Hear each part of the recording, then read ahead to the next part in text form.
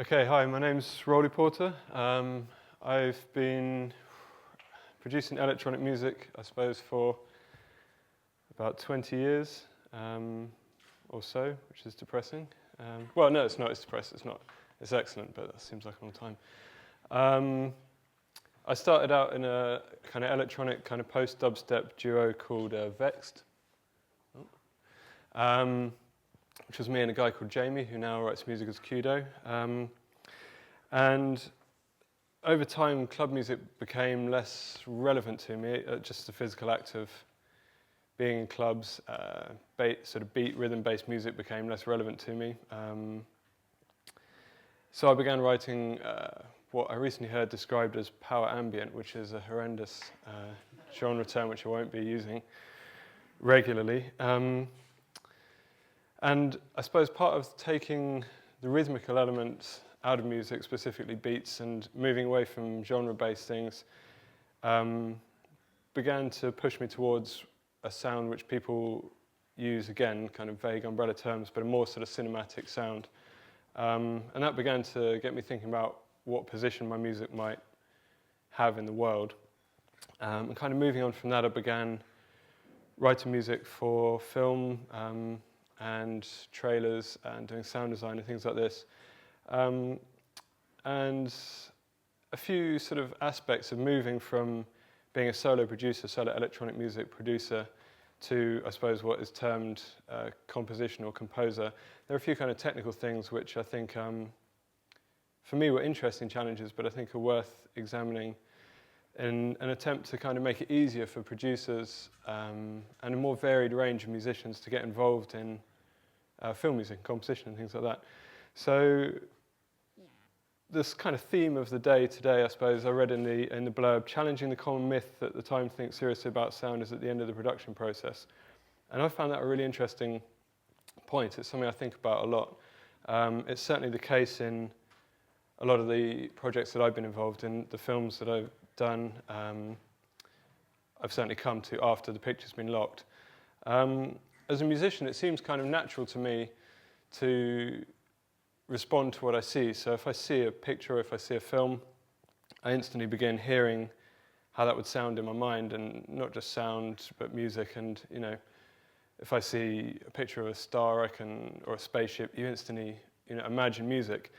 So for me, it kind of makes perfect sense to come along at that stage, at the end of the process, and begin responding to what I can see. But I've also met loads of video artists who feel the exact same way, but in reverse, who will see images and see narrative in their mind when they're listening to music and respond to it in that way. So it can work both ways, and why not have it the other way around as well?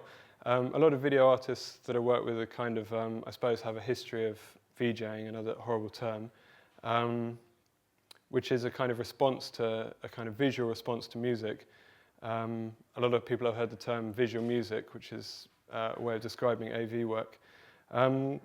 So taking that to film, last year I did a film with Daniel Pemberton, great British composer, called In Fear for Film 4, directed by Jeremy Lovering. And by the time I got involved in that, the picture was locked.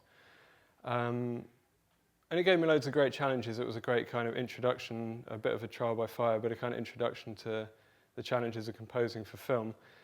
But not frustration, but during the whole process, I just thought, why aren't these things evolving together? Why isn't the sound and the vision kind of coming together at the same time? Some of the problems, I'll run through a few of the difficulties that I found. I think I write very long-winded music, often about space. They're kind of long concept albums. I'll spend 40 minutes or an hour sort of musically exploring one very simple idea. So fitting emotions and ideas into very short cues in a film, obviously that's the main challenge of composing for film, but I certainly found it challenging. I think if the music came at an earlier stage of a film, if music and sound together came at an earlier stage of a film, you could let these natural emotional growth of the music happen at the same time as the film. a good example is the script. A script is an evolving process.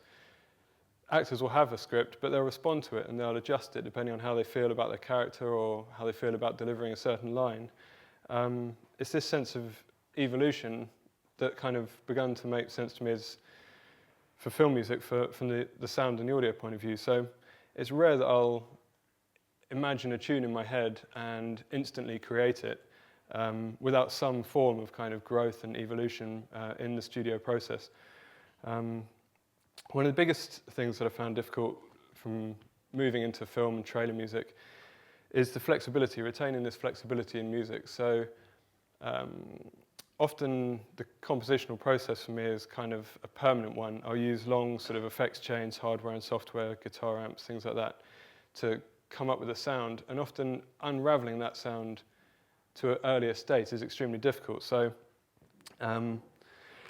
if somebody says, oh, what about that version of that cue that you sent me a little while ago? And I'll say, well, I'm afraid that one doesn't really exist anymore. And that kind of artists who are used to working in kind of noise music or whatever, in power ambient, as I'm now unfortunately classed, these kind of production processes don't lend themselves very well to that kind of idea of multiple cues and returning to previous ideas. It's a slightly different production process, and that was something that came up quite a few times for me. The temp score, now this is something that everybody moans about. It's well documented, people's problems with it. I actually have a kind of split attitude to it, because obviously my life as an electronic musician is all about creating a unique sound, being the first to do a certain thing, coming and developing new ideas. So that half of me would kind of rail against the idea of a temp score, being asked to effectively copy something. On a plus side, as a producer trying to move into composing for film or TV, the idea of having as much music out in the world as available, completely free, available freely for anybody to use when editing a picture has got to be a good thing. The more people that hear your music and become emotionally attached to it, even if they're then getting someone better known than you to rip it off, still got to be a good thing. Okay, so the last project I did was a rescore project for the BFI called Gandahar, and I was approached by the BFI to rescore something for their recent sci-fi season, Days of Fear and Wonder. It was a pretty amazing opportunity. I love the BFI, I love the NFT, and I love sci-fi, so it's all good. I chose a film called Gandahar. Actually, I chose a dubbed version of that film with a slightly different title. I'll get to that in a minute. Choosing the film was a lot harder than I imagined. There were quite a lot of limitations. Obviously, there's rights issues and things like that. I wasn't allowed to do Dune, wasn't allowed to do 2001. I don't know why. But it's more about, the challenge was, aside from that, the challenge was more about finding something that was worth doing. So the whole idea of rescoring something is a strange one. It's kind of a controversial idea. There was a BBC Six, or possibly not, but anyway, a BBC radio project recently, Rescoring Drive, and reading some of the flack that got online as I was preparing my rescore was quite nerve-wracking. But people's, it's different, a different kettle of fish, but people's argument obviously with that is, you take a film with such an iconic soundtrack and replace it with music of a similar, similar genre, similar ideas, what's the point? I haven't actually seen it, so I can't comment on that particular one, but the idea of rescoring things is slightly controversial. So the way that I wanted to look at it was to just take it as an opportunity to offer actually an entirely different interpretation of the film. I wanted to find a film which I could almost change its entire meaning, change its narrative, change as much about the film as I possibly could without actually editing the footage itself, the film itself. So that was what I was looking for in the film. The project was originally just planned for 2 people, which didn't work out in the end, which was a shame. But we decided very early on to go for an animated film because we felt we'd be able to have a bigger impact on it. And loads of the sci-fi that I loved growing up was animated. Akira, obviously Ulysses, still watch Ulysses, love it. So I chose this film Gandahar. It was originally released in France in the early 80s. It's directed by French director Rene Laloux, who did an amazing film called The Fantastic Planet, which is completely bizarre. In fact, they're both bizarre. I did choose the dubbed version. I would never normally choose to watch a dubbed film, but this one does have a slightly interesting history. It was done by Harvey Weinstein, and it had a massive cast. It had kind of, the voice actors were Glenn Close, Christopher Plummer, people like this. The film was all animated in North Korea, which is totally fascinating. I mean, out of all the kind of cultural exchange that North Korea has had with the West in the past 20 years, the fact that part of it is this bizarre sci-fi cartoon with a load of blue naked women romping around is just, yeah, I think that's great.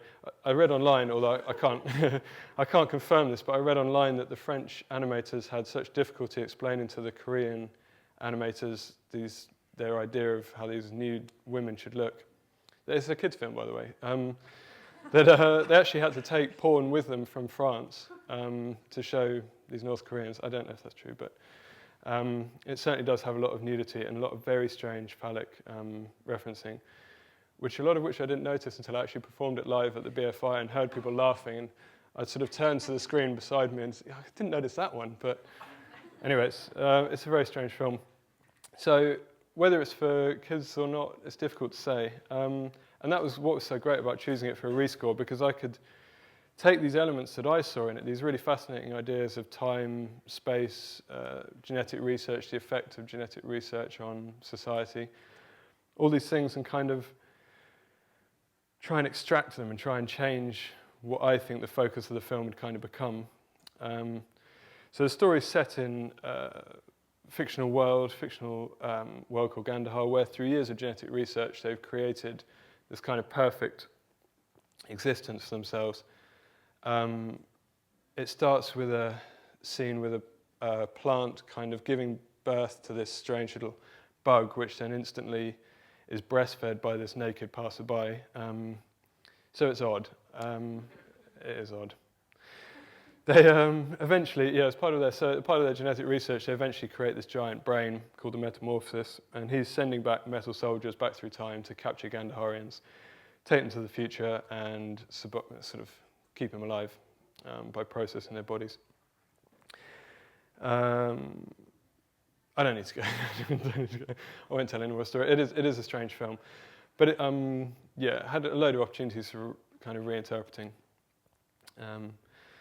So I had very limited time to work on the project. I ended up doing it in a month, and that included not just writing the score or the music it's about an hour and 20 minutes long, but also replacing the majority of the dialogue and the sound effects, which took quite a long time as well.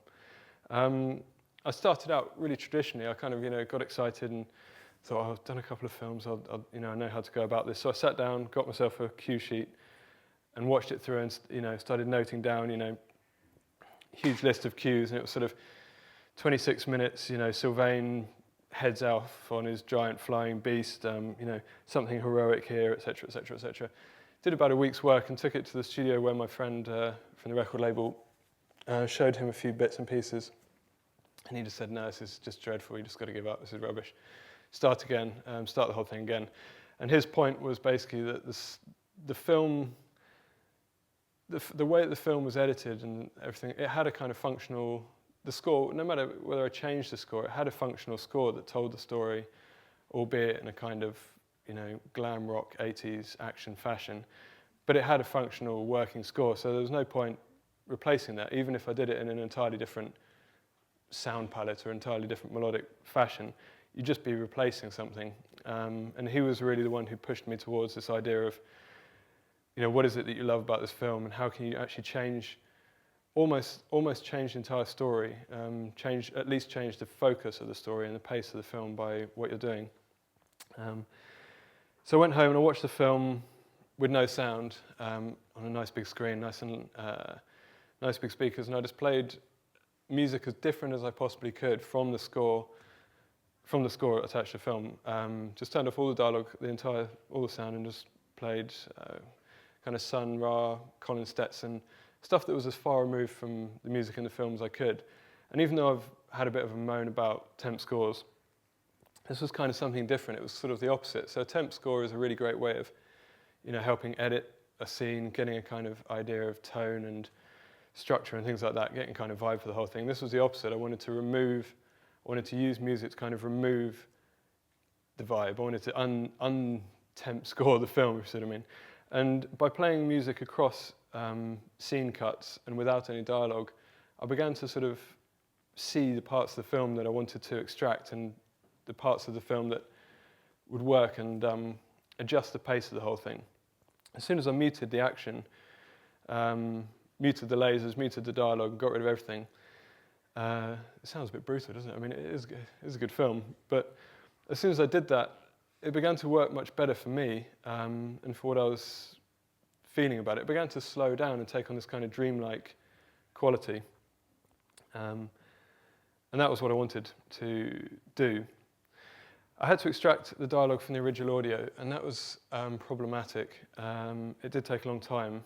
I didn't want to include any of the original score, so it was quite a painstaking process taking out bits of dialogue that would work.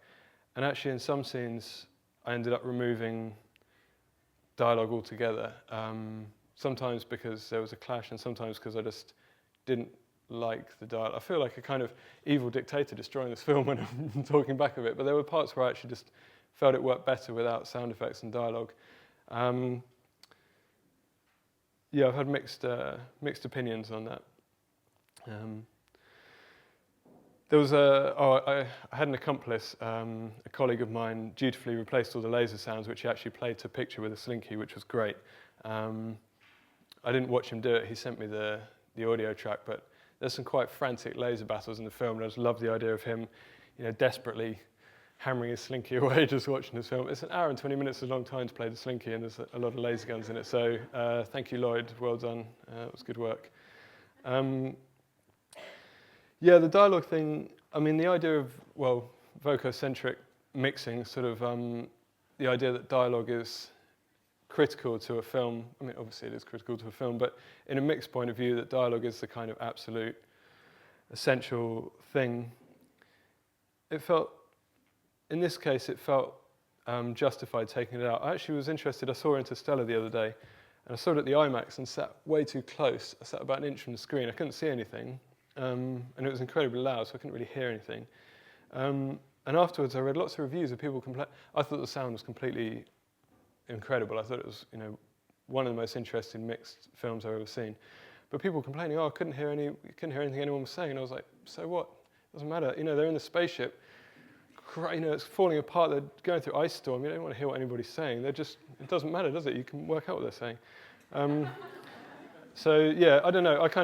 There's some other good examples. Like Tree of Life's another really good example where loads of the dialogue is mixed miles into the background, or you can't hear it at all, and it begins to make it less relevant for the story, and you begin to kind of put your own interpretation on it. And I found kind of the same, even though Gandahar is a very different film to Tree of Life and Interstellar. I began to find a kind of similar effect happening the more I took out of the film, and replaced with my own music. So I've selected a couple of clips from the film which I'll play. It's the same scene, it's towards the end. And I'll play first with the original score intact, and then I'll play my version. Hopefully just to demonstrate this idea of taking control of the story and reinterpreting the story. So that's actually the wrong one. Let's get the other one up. Okay, so this is the original ending first.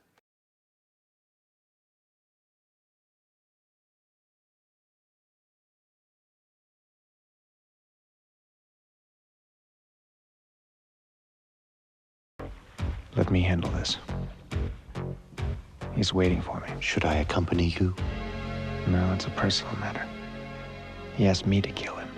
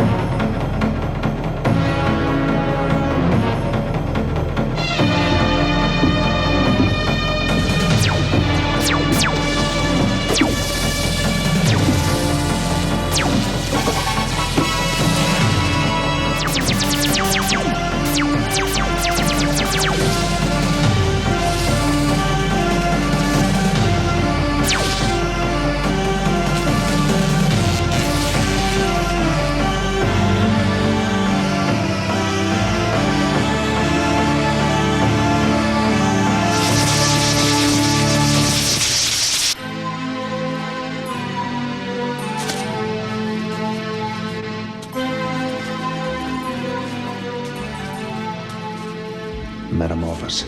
Now are you ready to die? Your task is impossible. We mustn't rejoice too soon. These old cells of mine will be replaced by fresh ones. On through infinity. Eternity. You must kill for eternity. You've become what you told me you feared the most. That's a very practical system. You once said, I want you to overcome me in 1,000 years. I never made such a ridiculous statement. Has time robbed you of your memory? Time has changed. Nothing. I've come to kill you. At the special request of a metamorphosis who once was lucid. All the wisdom of Jasper in that tiny syringe. Remember, I too am the product of their research. Let's see if that needle works. Why not try it on yourself?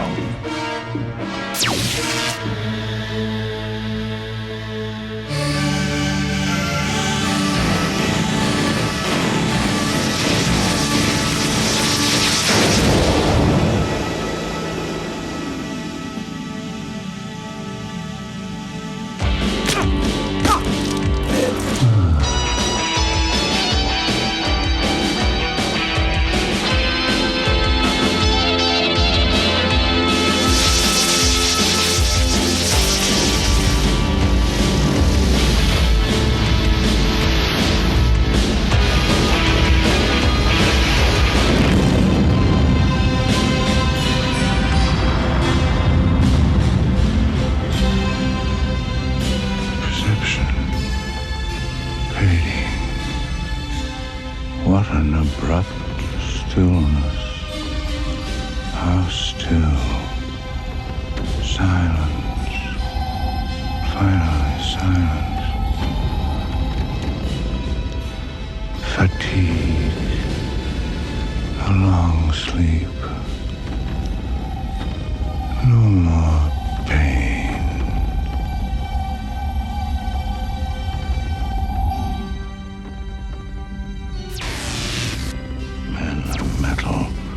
Attention, men of metal. Destroy the door of time. Do as I order. Yeah, is that that the brain, by the end of the film, the brain is an odd shape. There's no denying that.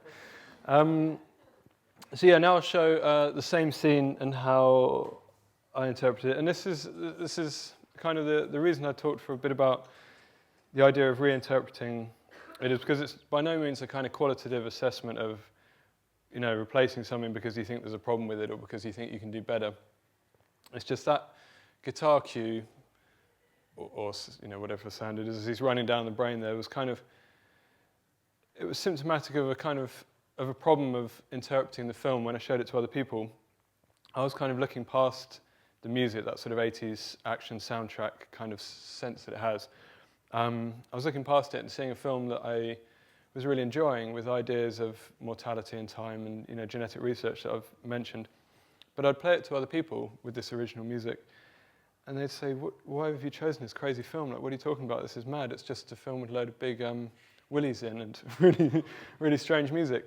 And I think it just shows how important music is in this idea of a sound of story. It just shows, it's just the absolute most crucial element. You can reinterpret an entire film by changing the music, or at least you can try. So I'll show you what I tried. I should also mention that the speech as he's climbing up with Metamorphosis was one that I chose to pretty much remove, because the kind of musical idea that I had for the end of the thing was a sort of montage that lasted about a quarter of an hour. So actually, in the way that cuts quite succinctly between scenes and makes room for that bit of dialogue, by the time I reach this stage at the end of the film, this is the last scene, I've been kind of building to a sort of,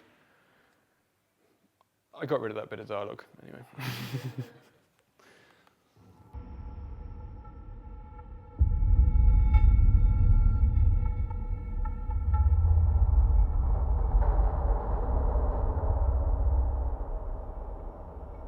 Let me handle this. He's waiting for me.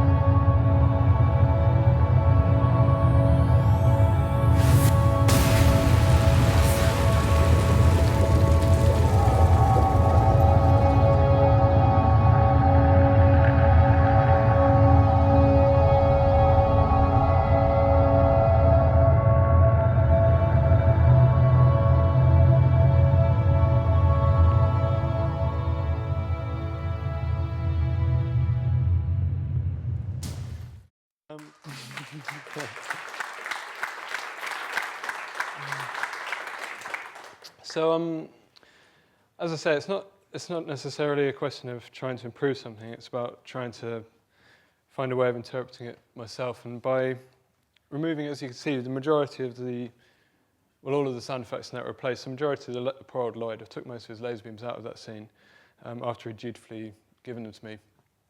And it just, for me, I was just trying to slow the whole thing down so I could kind of appreciate the art, the drawing, and appreciate the story in a different way. That's what I was trying to do. The idea for the BFI's, the idea for the event at the BFI was that it would be performed live, and actually that added an additional element which was quite difficult into it, which was a way of working out how to perform it live. So when it came to it, I actually had two computers. One was a kind of acting as a sampler, which had all of the sound effects, so all the laser beams, that kind of thunder sound, everything from waves, laser beams, explosions. And the other computer was for music, and it had a series of kind of visual cues which I'd respond to musically. And it meant that basically throughout the entire film, because I got excited by my thunder button, that there was just this sort of roar of jet engines and thunder through the whole thing, which I think people found, I know one person, because he wrote me a complaint, said I'd ruined his birthday.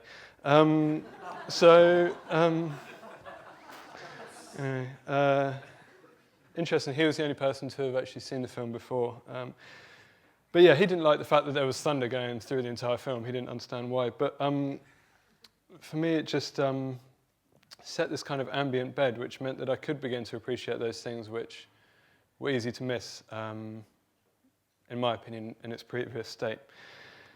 Okay, so basically, that was the Gandahar project. It was an interesting one. It was nice to be given complete control over something and to be able to put your vision in it completely without, as much as it's nice to collaborate with people, it's often nice just to be given complete control. I was recently thinking about the whole idea of when people get involved, not just when people get involved, when musicians are involved in music, but also the kind of musicians that are chosen to be involved. And for me, coming from electronic music, especially British electronic music, which I'm really fond of, the musicians that I know are so inspiring. They're constantly evolving. Genres, especially now, everything's changing so fast, and people are meeting these technical challenges and these musical challenges every day and kind of moving things forward. And for all the advances, for as much as I enjoyed Interstellar for its mix and its edit, for all these advances, I don't really see that same kind of drive in TV, especially TV and trailer music. You do often see the same ideas kind of regurgitated, and whether that's an issue with industry being nervous to take risks on producers who haven't got a film under their belt, haven't got a number of credits, or whether it's something else to do with the format of what we're making, I don't know the answer. But what I do know is that some of the most interesting music I've seen, Under the Skin, great example, has been when people have taken a bit of a risk.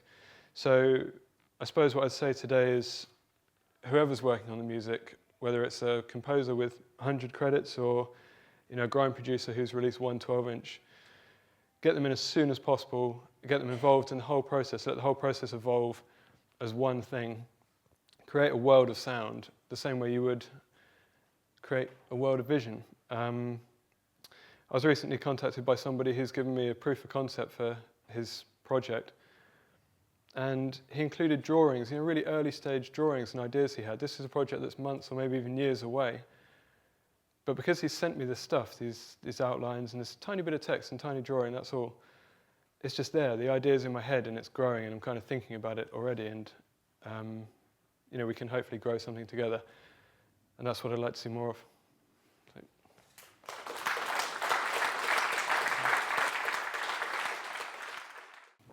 My name is Juha van Zelfde. I am artistic director of Lighthouse. I am the host behind the host.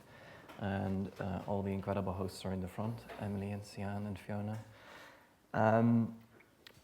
And we had one slot to fill, and I begged for Roly to be part of it, and I'm very happy we could end on this note, because I recognize what you're saying about the speed of innovation in the land of producers in music, and it's interesting to say you hear whether you're a producer or a composer with 100 credits, or you're a grime producer with a 12-inch, and you're coming from the kind of the 12-inch land.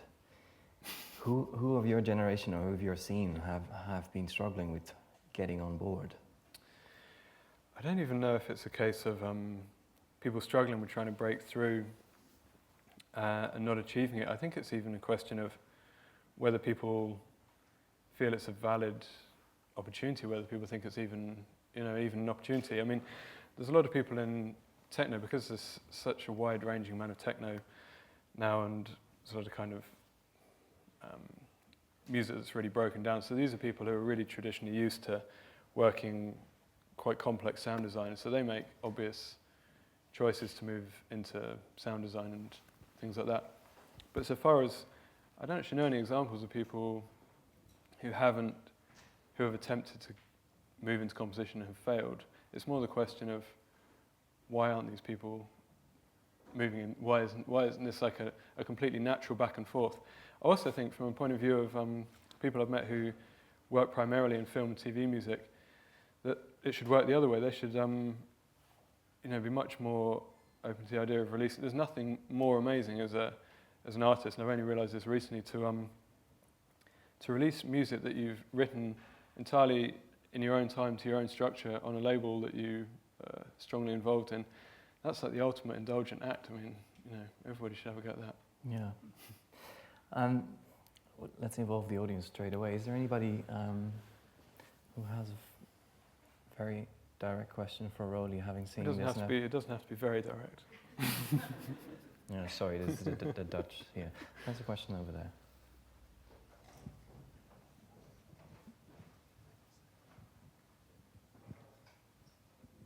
Thanks. Coming from an electronic background, if a film calls for a mix of electronic and orchestral pieces, you said you sometimes collaborate with people. Is that the case? Would you be involved with the electronic side, and then someone else would come in with the orchestral side, or? Actually, in my personal case, even though my composition abilities are somewhat limited, in my personal case, I always prefer to write my own. String parts are a good example. Write my own strings, and with a basic grasp of music theory and with software now, Logic and things, the translation into score is reasonably easy. And I've just found the experience of working with string musicians, especially, but with all types of musicians, is just always massively inspiring, because I always go with a kind of feeling of, wow, these people can actually play an instrument. I'm really nervous around them. These are masters of an instrument, and I kind of go with a sort of nervous attitude that they'll see me as some kind of imposter who doesn't understand. And the result has always been the opposite, that they've been just really excited to engage in an entirely different world out of their comfort zone. So it's been a really excellent meeting for me.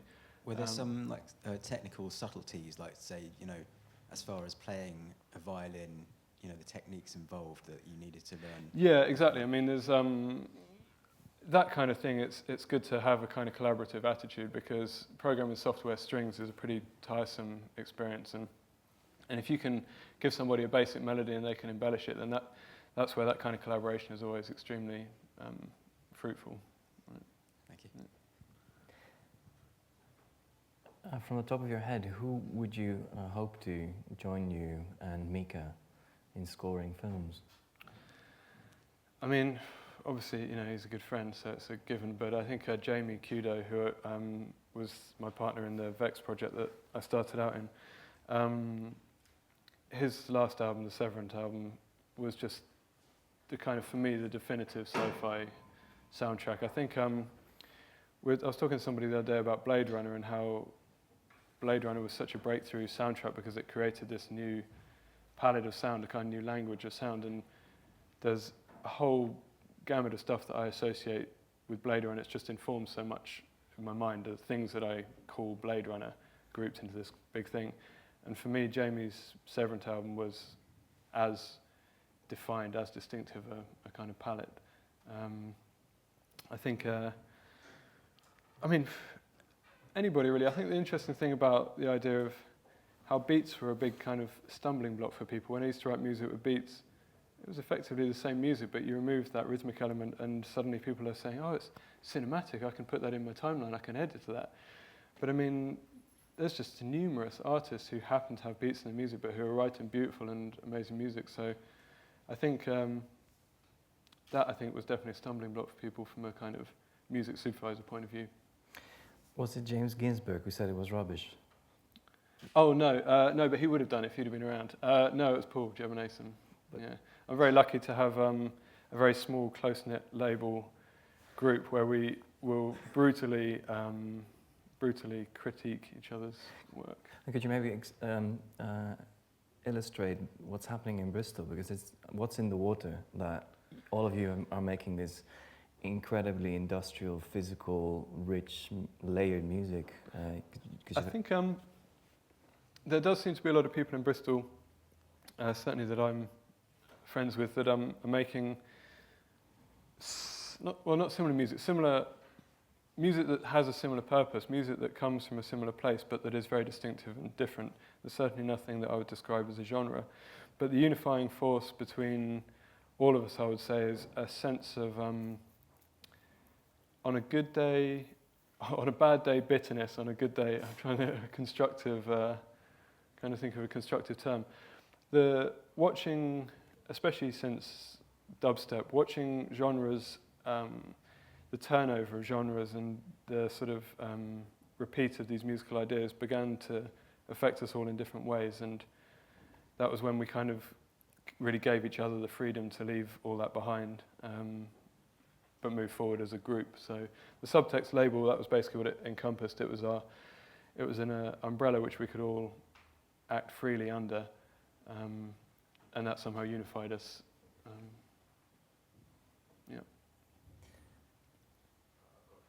Yes. Going back to Gandahar, have you had any feedback or your version from any of the original filmmakers? I'm clearly not the North Koreans, because I doubt they got out to see it. No, neither the North Koreans nor Harvey Weinstein have been in touch, but so no. As at the moment, it's only been screened once at the BFI, and it's a strange one. I don't know quite what happened to it as a film, other than the fact it's extremely bizarre. But I was really surprised to find it later in life. It's exactly the kind of film I should have known about and had seen at the time. So perhaps it's something to do with, there was some controversy around the US version. For example, Harvey Weinstein, despite the fact it was technically a redub, credited himself as the director, and I think maybe that added some controversy to it. So I hadn't actually seen it, and I haven't been in touch with anybody who was involved in it. But it would be nice to have it'd be nice to have that opportunity, certainly. Even if it's another birthday ruining slating. Is there, because we might have one or two questions from the room, because we have 3 minutes left or 2 minutes left, 1 minute left. So maybe one question I have is, would you like to have anything from this room of this group of professionals? Is there anybody? Are you struggling with anything? Do you need? Would you like to be part of a band with these people? Because I feel like I'm in the same position as an organizer and curator, as a promoter of this kind of music, but now working with a professional experts from the film. I feel like I'm right in between, being able to open doors. So these feel like people that. The thing for me is just the idea of being involved earlier and just creating this world of sound, which I find such a kind of exciting idea. And obviously, films take a very long time to develop, so you can't expect in a kind of traditional model to be paid from day one. But this idea of kind of planting the seed and being involved at early stages and receiving drawings and receiving ideas and replying to that with sounds. I mean, it struck me the other day as strange that while shooting a film, the actors aren't immersed in the sound as well. I mean, why couldn't, you know, if you've got like if you're trying to create a new and unique world, sonic world for this film to exist in, like, I just would like to see that happen a lot sooner, be involved in that from the word go. And also, collaborations with editors and sound designers. I mean, for me, in this point of view, this film was an amazing opportunity because I could replace all the sound design, replace all the explosions, but also tie them into kind of percussive elements and things like that. So really tight-knit collaborations with other elements of the sound department would be, yeah, a massive bonus, exciting way to work. Thank you very much, Roly Porter. Thanks.